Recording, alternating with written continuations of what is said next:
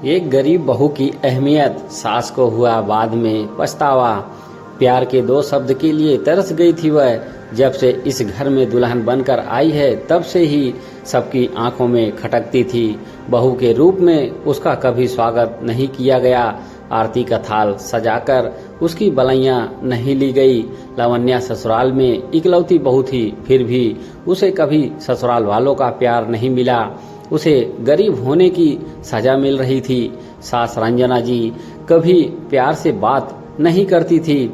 हर बात पर डांटना और किस्मत को कोसना कि उनके माथे पर ये अनचाही बहू मढ़ दी गई है।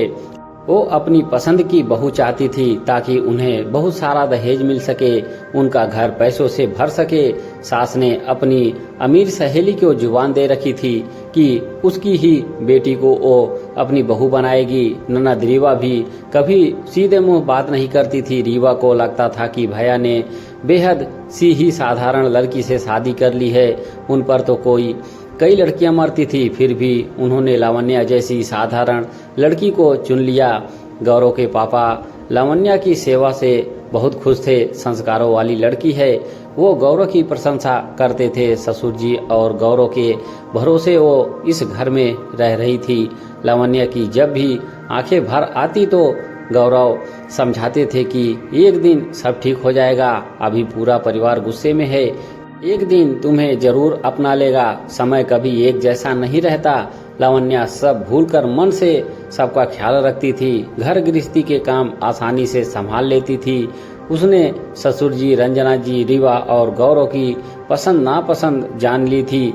उनके हिसाब से ही वो चाय, कॉफी, नाश्ता और खाना बनाया करती थी। लावण्या इतना अच्छा खाना पकाती थी कि अब गौरव, रीवा और ससुर जी रंजना जी के हाथों का स्वाद ही भूल गए थे। रंजना जी ने रसोई में जाना ही छोड़ दिया था। गौरव और लावण्या की मुलाकात एक रिश्तेदार की शादी में हुई थी। गौरव लावण्या की खूबसूरती और सादगी पर फिदा हो गया था। उसने अपने परिवार वालों को बता दिया था कि वो लावण्या से ही शादी करेगा। किसी और लड़की के लिए उसके जीवन में जगह नहीं रहेगी। रंजना जी ने एकमात्र बेटे की शादी के लिए की सपने देख रखे थे। जब उन्होंने मालूम किया तो पता लगा कि लावण्या निम्न मध्य वर्गीय परिवार से ताल्लुक रखती है। उनके और हमारे परिवार में तो जमीन आसमान का अंतर है।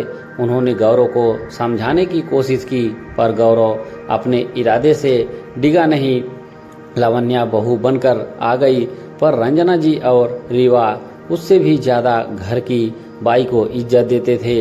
लावण्या का मन उचट चुका था, पर इतने महीनों में सब लावण्या पर निर्भर हो गए थे।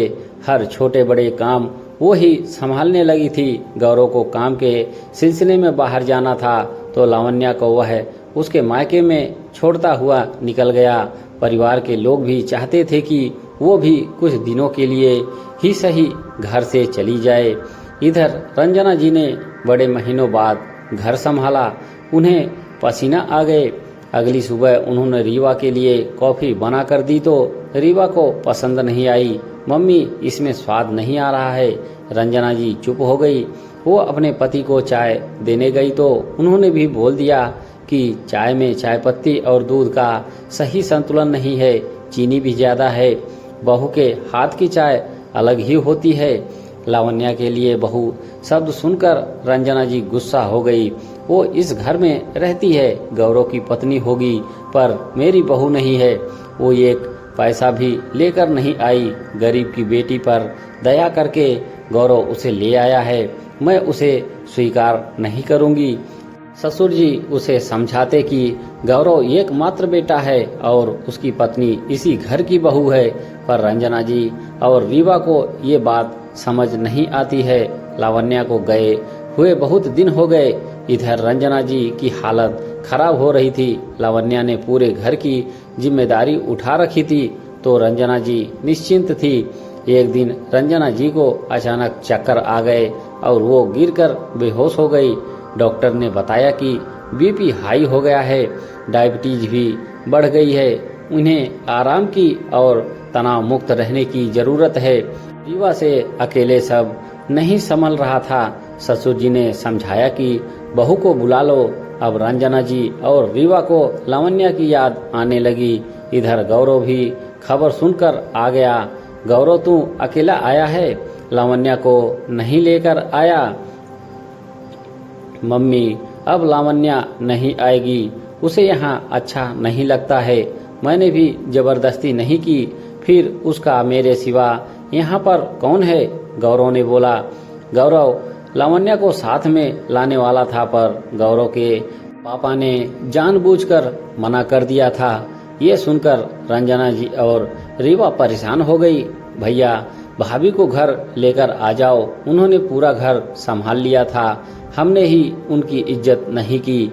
मैंने कभी उनको नहीं समझा, वो मेरा कितना ख्याल रखती थी। गौरव बहू को लेकर आ जा।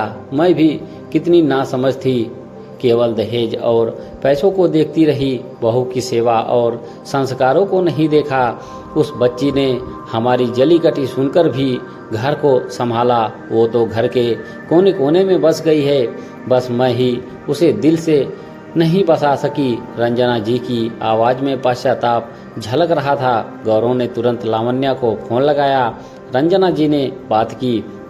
बहू तुम अपने घर आ जाओ, इस घर को, मुझको, हम सबको तुम्हारी बहुत जरूरत है। तुम क्या गई, घर की रौनक ही चली गई है। ये सुनकर लावण्या को विश्वास नहीं हुआ। बहू शब्द सुनने के लिए तो वो तरस गई थी। गौरव लावण्या को लेकर आ गया। रंजना जी और रीवा ने आरती का थाल सजाकर बलैया अपनी बहू को मन से स्वीकारा। आज सही मायने में लावण्या का गृह प्रवेश हुआ था। दोस्तों, बेटियां घर की रौनक होती हैं तो बहुएं घर की रीढ़ होती हैं, उसी पर घर परिवार निर्भर रहता है। दोस्तों, कहानी कैसी लगी कमेंट बॉक्स में जरूर बताएं और एक लाइक करना ना भूलें। धन्यवाद।